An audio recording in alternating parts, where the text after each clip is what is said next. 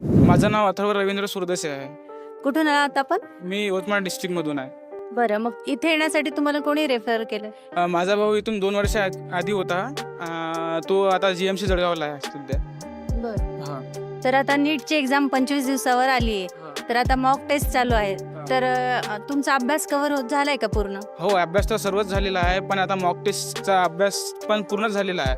आता question practice सध्या चालू आहे मॉक टेस्टमध्ये.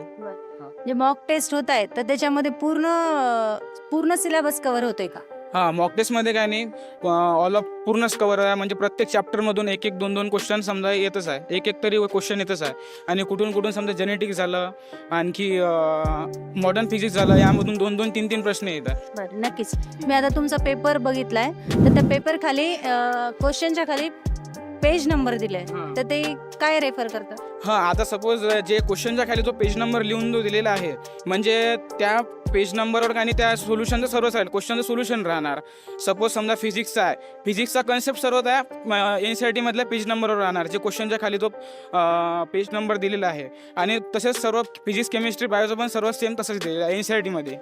बरोबर, म्हणजे NCERT बेस्ड क्वेश्चन काढताय. जो पेपर जो आहे तो पूर्ण NCERT बेसच आहे. NCERTचा बाहेरचा एक प्रश्न पण नाही आहे. ते फिजिक्स असो, केमिस्ट्री असो किंवा बायो असो. धन्यवाद, तुम्हाला खूप खूप शुभेच्छा.